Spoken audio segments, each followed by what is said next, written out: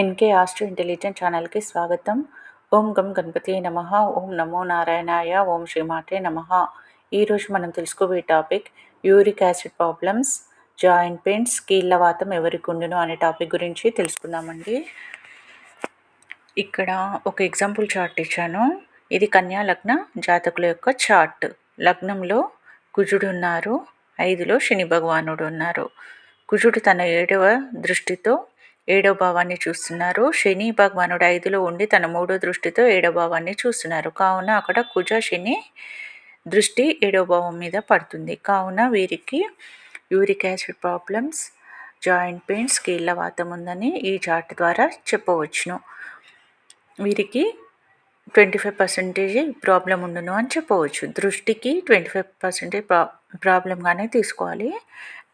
కుజుడు శని గ్రహ చేరిక ఉంటే 100% సేమ్ డిగ్రీ, ఒక నక్షత్రం మీదుగా ఒకరు పక్కపక్క రాశిలో ఉంటే తక్కువగా ఉండును. ఓన్లీ గ్రహ చేరికకే ఎక్కువ ప్రాబ్లం ఉండును అని చెప్పవచ్చును.